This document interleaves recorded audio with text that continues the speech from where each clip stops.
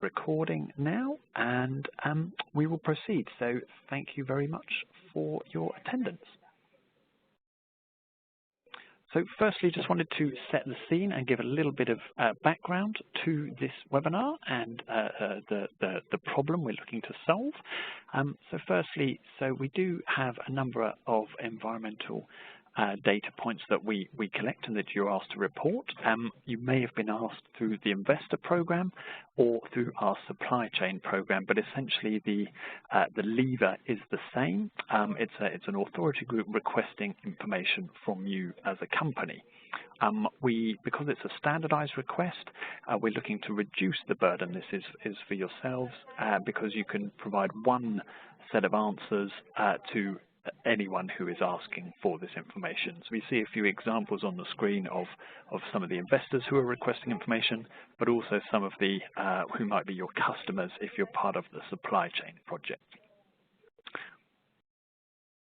The types of data that you may be requested to ask, depending on whether you're responding to the climate change or the water questionnaire. So it could be around from climate change on the management side, around strategies, targets, and emissions reduction activities. For your risks and opportunities, whether that's regulatory, physical, or other. And primarily what we're looking at today is data around the emissions reporting. So that's methodology and actual data for your scope 1 and 2 emissions, the electricity usage, any purchased other power, and so on. On the water side, you may be asked about your growth strategy and detrimental impacts of your water use. There's quite a lot of questions around the risk assessment, both exposure and opportunities. Primarily, again, what we're looking at today, where FCS can help, is around water consumption data, discharge data, withdrawals and recycling. So it's more numerical data that's being requested for that sort of point. But there's also questions around your corporate response, around your governance and your targets and so on. This could be from the supply chain module as well. There's customer-specific information, which is around allocating emissions to customers or product level data for your goods and services. And for water, that might be intensity data for your products in regards to how much water is used. What we do sometimes hear from companies is that chasing internally for this information can be a bit of a burden for CSR or ESG teams, who are often quite small teams within a larger corporate entity. CDP has outsourced our scoring to FCS for a number of years, and they've scored many thousands and thousands of responses. And looking at that same issue of the burden of collecting data and having a large problem to deal with, we felt there was a need for a partnership to meet this need for companies. Just wanted to reiterate, we do have a strong conflict of interest policy, and so any company that is supported in a sort of consultancy basis by FCS would not be scored by them in the same year. So just to reassure anyone who may have concerns about that.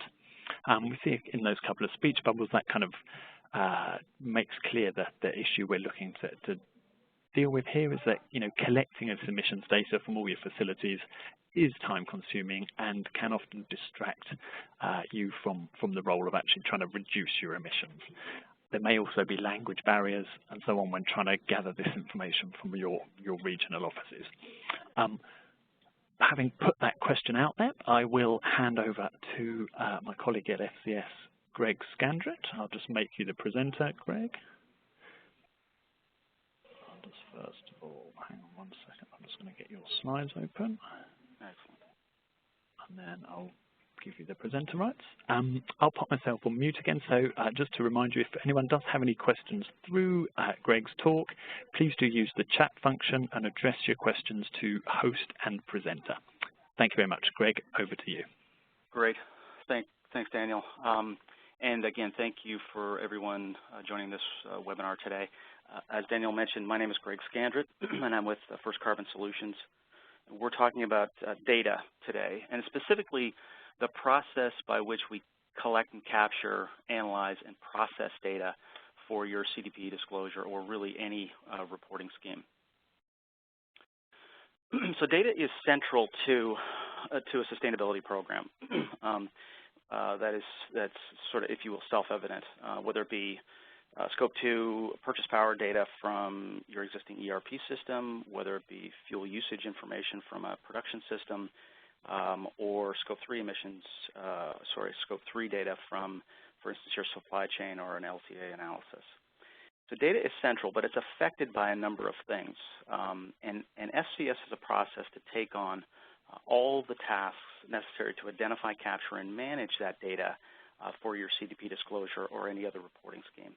And those three terms are important, and we'll dig down and we'll drill down to each one of those: identifying, capturing, excuse me, and managing that data such that you can repeat the process year after year. So a little bit of information about FCS first. We're headquartered, we're headquartered in Irvine, California. We have about 100 employees worldwide. We're part of the ADIC Innovations Group, which has about 5,000 employees on 5 continents. The FCS business has one of the main components of their business is the environmental, social, and governance business practice, which is really broken up into two areas. One is disclosure consulting, that is helping companies with their CDP disclosures, GRI disclosures, DJSI. And another is related to consulting and providing technology solutions for resource management, energy, carbon, water, waste, within the fence line of the organization or within the supply chain. As Daniel mentioned, we've scored over 15,000 CDP disclosures to date, and we've conducted about almost 1,000 performance review calls with customers. But really, at our core, we are a process and technology company, and then we inject what we call relevant subject matter expertise into the particular markets. So we bring these three elements together, and I'm going to speak about each of these three elements with respect to data. So this slide really represents, represents the problem statement associated with the sustainability officer. In the center is the sustainability professional, the CSR team, and around that individual, that team, are different data sources, whether it be energy feeds from an existing ERP system, whether it be facility data, it could be production data, fuel consumption data, paper invoices, actual bills in paper form, surveys of the supply chain, data that sits, for instance, in finance or procurement or HR systems, online bill payment systems, cloud-based systems, and then everybody has spreadsheets of some form or fashion that need to get into a system. So we have a number of sources of data, and behind those sources of data are departments and people that then support those sources. So the challenge for the sustainability professional, the CSR team, is to identify what sources of data they should collect that information from, what the quality of the data is, and actually going out and obtaining it and transforming it in whatever format that they find that in back into a system that they can actually take advantage of or make use of. So our solution is essentially this slide in very high level. And what we heard from our customers was we want a no-hassle, standardized, and streamlined process to both collect my data, analyze it, and then report it to whatever reporting scheme that I wish to report to. And the solution really has these sort of 4 bubbles at the bottom. Data collection and entry go together, although they're very, very different. Data collection is the process by which you go to the data source and actually collect that data. Some may be very close to the sustainability professional. That is a corporate system that they can have access to, for instance, with ERP software technology. But some may be at a great distance or disparate data sources, both geographically and organizationally from them. The process of data entry is really about converting that data and analyzing the quality of that data, and then converting it into a system that they can take advantage of, basically a repository that they can then act on. The software is the component of that technology, a repository or system of record for your sustainability data moving forward. And then the analyst support really are the bookends to that process. So on the front end, analyst support, our subject matter expertise, really identifies where are the data sources, what's the quality of the data, how much data, what's the granularity, et cetera. And at the end of the process, what is the level of transparency that the organization wants to report. We collect maybe a lot of data, but we don't necessarily want to report all of that data, for example.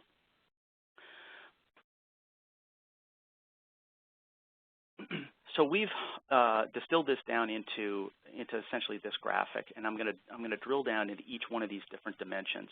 We have the sustainability, CDP expertise on one dimension, data capture and processing on another, and then software automation or software and technology as a third dimension. And I'm going to drill down into each one of these and provide some insight into how each of these three dimensions can improve the process of actually collecting and capturing that data. So under the dimension of subject matter expertise, at the top, as I mentioned, the subject matter experts can help identify where to get the data and what data to collect. So it's really a sort of where and what question in the front end of the process. And they can identify the quality of the data necessary to support reporting requirements. The next step, or the next process, the next element for subject matter experts in this workflow is to identify the analysis that needs to occur as the data comes into, for instance, the software application. Essentially what calculations, what methodologies by which we then roll up or aggregate or transform that data necessarily for reporting requirements. And then lastly is sort of, if you will, on the reporting, the output side, is to identify the appropriate level of transparency for that data. How much data are we going to release? What's the information? How are we going to compare this particular data with maybe certain data that we don't want to release, production information, for instance, as an example. And then how can we repurpose that data? That is, if we collect information, how can we repurpose it for not only CDP, but for other reporting schemes or other stakeholders, both internal to the organization as well as outside. Excuse me. The next dimension is the software and technology. I have two slides on this. I'll start with software. And FCS has a software application entitled the Sustainability Workbench, in which we can collect the sustainability metrics from the organization or outside the organization, and then manage those metrics in a way that support your reporting requirements. So, for example, we can create certainly actionable outputs of help you with your sustainability, help you with your CDP disclosure as well as your sustainability reporting. We can manage updates to calculation methods and methodologies and factors as a function of time. Manage change to business. No business ever stays constant. There's always acquisitions and divestitures and changes in process that need to be managed, and managing those within a software that can provide, and this is an important point, provide a system of record as a function of time to show what happened, for instance, last year and the year before versus what happened this year. Setting baselines and then updating those baselines. So setting a baseline for a particular year and comparing my year's results as a function of time, certainly within the software, as well as updating those baselines based upon changes in my business. And then lastly, and this is a good segue to the next slide, is the ability to integrate to data sources and pull data from various data sources in electronic format directly into the software. So those could be, for instance, ERP systems, SAP as an example, or production systems. They could also be cloud-based systems. So here's an example, a screenshot of the Sustainability Workbench dashboard. We have, and I won't go into the details of the application, but essentially we can input metrics, do calculations, display the information on dashboards and print reports, and help you manage and forecast your sustainability metrics and the changes to both either the either the reporting changes and or changes to your business as a function of time. So this is an example of what I call three different types of data, and I'll try to provide some examples of what I mean by different types. But on the top we have very low touch, if not no touch data. That is data that's in electronic form that's well structured, that sits, for instance, say within it could be an ERP system. It could be a system that has an exposed connector that we can capture that data. Another example is with we've got a partnership with a firm that has relationships with actually not 1,800 but now 2,400 utilities globally to capture really scope 2, but purchase power. They also have water and waste data, and they've taken that semi-structured data on monthly bills, say a monthly electric bill, and they can convert that electronically to structured data that sits within a database. So if you have purchase power, which most everybody does, and they have those utilities as partners, we can connect to that data source, cloud-based data source, and actually pull that data in on a monthly basis and make use of that within Sustainability Workbench. The second type of data is what I call sort of moderate touch, and an example of this could be a spreadsheet, the data that exists within electronic form, but maybe some manipulation needs to be done, or it might need to be uploaded manually or uploaded in the systems. That is, somebody needs to actually physically upload the data to the system. Another example is if we have actually a paper copy of data. A bill is an example, but it could be fuel consumption. It could be output from a strip chart or something like that. And we can run that through a natural language process engine to convert that data, convert that semi-structured or, in fact, non-structured data into fully structured data and make use of it within a database. And the terms of semi-structured and non-structured are really text, converting that text into actual data that I can put inside a database and put a row inside a database. And then lastly is really the high-touch data. And this is really reserved often for hard-to-get data. And it could be, for example, it could be data at a particular facility. It could be data geographically at a distance from, for instance, your corporate office. It could be just difficult to get because of the organization. You're collecting data, for instance, from an organization that or from a facility that you own, but that you, for instance, don't operate, or you have a piece of property that you lease and you're collecting data from your lessees. So this is often we reserve this type of data. We reserve this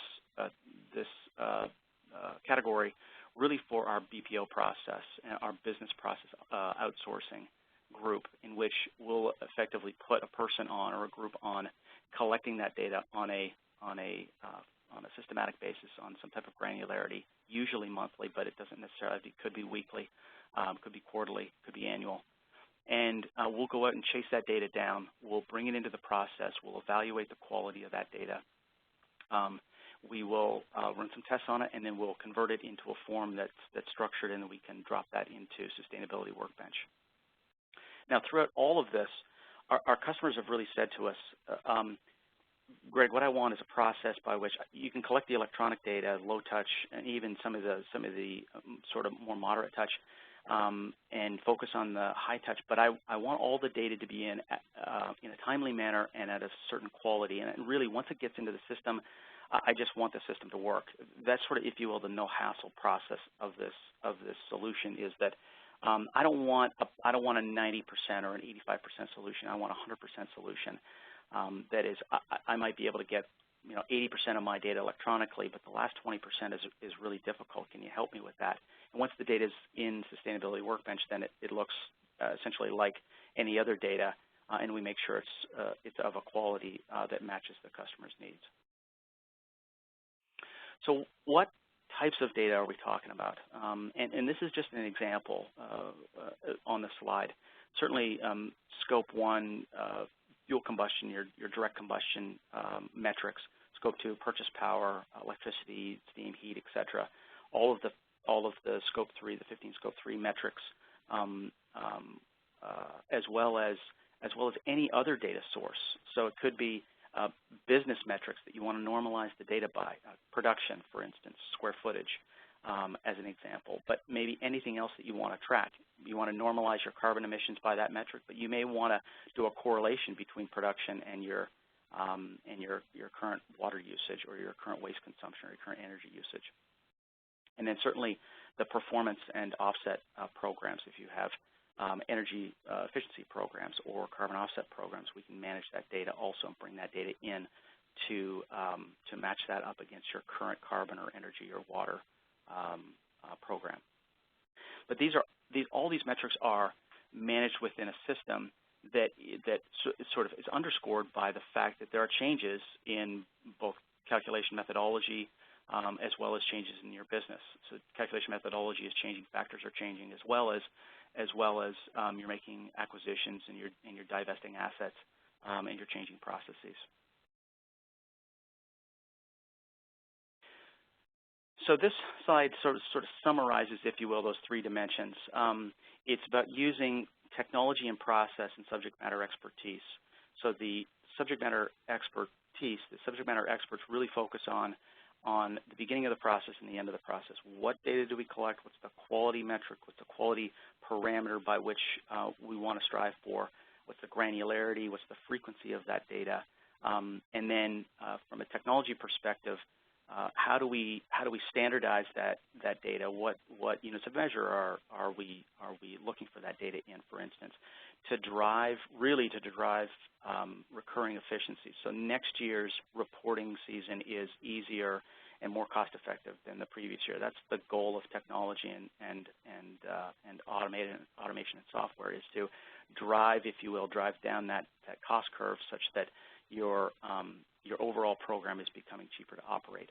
And then lastly is having a process to both capture that data, really to ensure the highest level of quality and integrity, which are slightly different. Quality being the measure of whether that data actually reflects reality, and integrity is whether or not it's repeatable. That is, if I query that data source again, will I actually get the same value?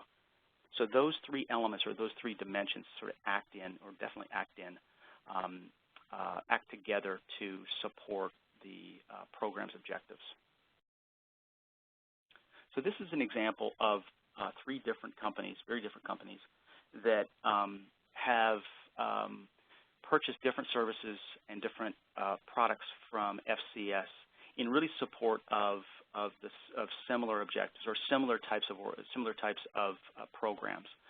So each of these three organizations have about the same number of facilities. Generally, they process about the same number of utility bills per year. The metrics that they're collecting, the data they're collecting, are somewhat different, but they've purchased basically very different solutions, or very different components rather, from FCS. Almost all have opted for BPO services. That if you will, that high touch, going out and actually collecting data on my behalf and cleansing that and bringing it into a system. Two of which have opted for sustainability expertise, and then one has opted for software solutions and technology.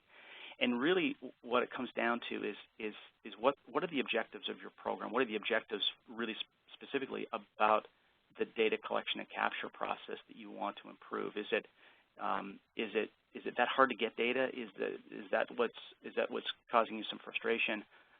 Is it some expertise around a particular reporting requirement? Is it something within, for instance, Scope 3 that you need to tackle, or is it really managing data in a systematic and automated way to create a system of record for your sustainability program moving forward?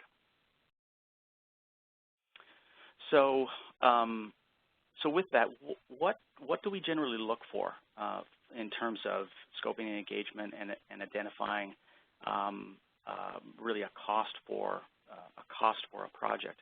And essentially above all of these are really the objectives. The objectives that you want to try to achieve. That is, what are the objectives for going after and improving data? Is it, for example, is it extending the boundary of your program? Is it changes in process? Is it augmentation of your existing staff? So some of the things that we look for are certainly the objectives. What are you trying to achieve with improving the quality of the data coming into the system? But it's also sort of what are the data elements you're trying to capture? Where are they both geographically as well as organizationally within the company? That is, how far away from your sustainability program do they exist? Are they spread across the globe? Are they at the edges of the organization, or are they generally fairly close? Do they sit within an ERP system, for instance, that we can get access to?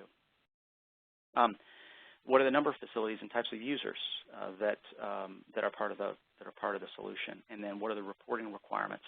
Are they sort of, if you will, basic and out of the box? Are they more custom and very specific?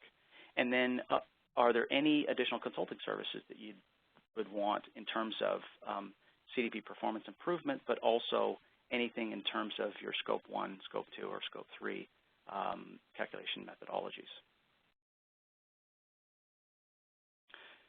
And that's it. My contact information is there. Daniel, I'll hand it back to you. Great. Thank you very much, Greg. That's fantastic. I'll just go to this last slide here. So we have a little bit of time for some Q&A.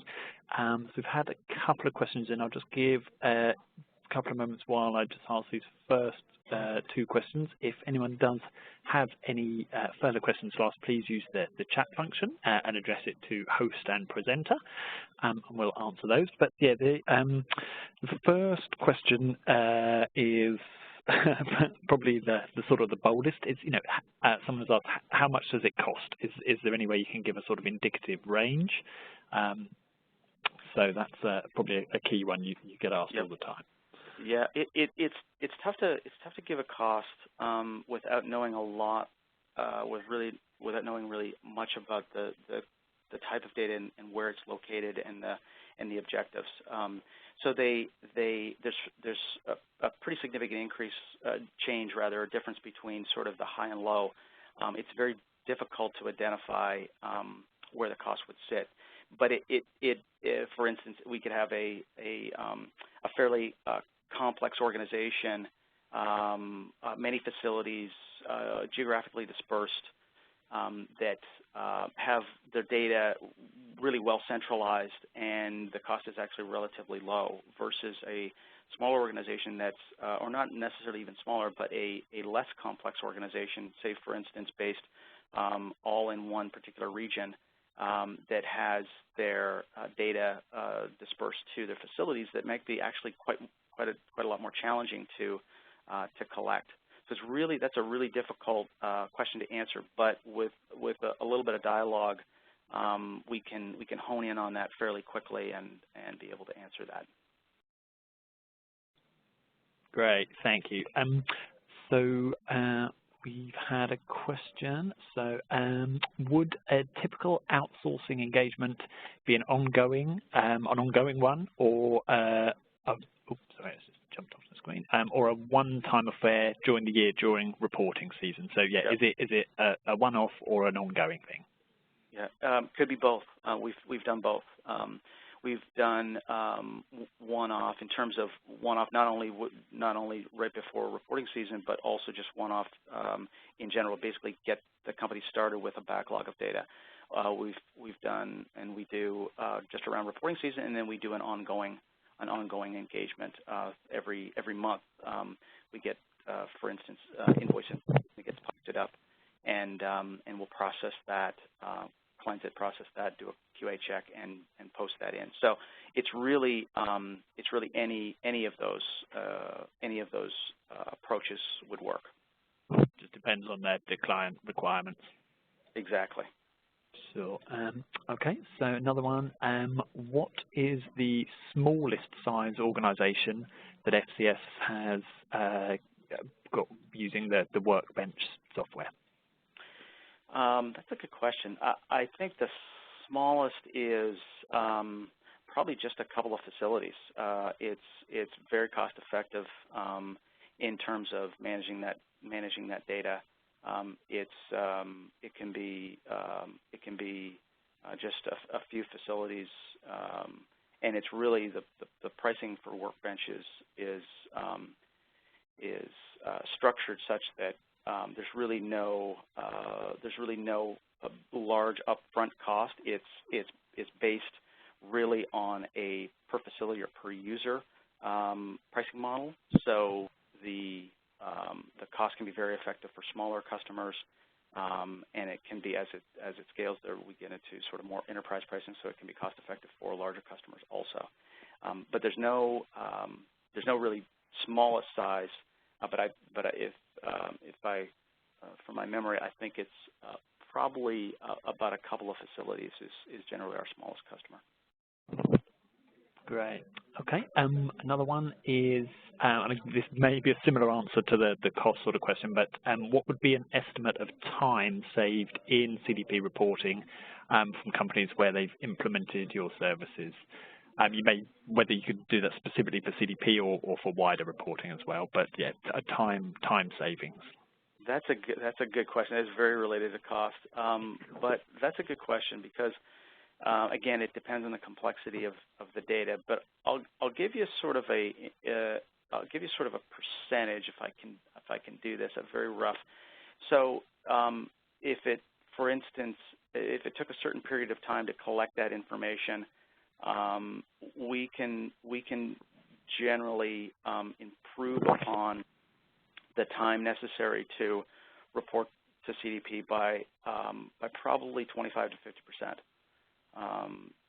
Generally speaking, those are, and maybe a little bit broader range than that. But generally speaking, we can once we have the system in place, that is, once we have a process in place to actually go out and collect that data and apply a process for data quality on the data on a systematic or an ongoing basis, we can greatly improve not only the level of touch on the data, but also the speed to which you can produce output out of the system.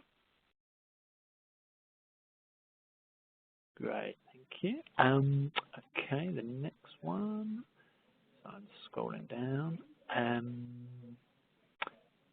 Do many of your customers use this software for environmental compliance, specifically in the US?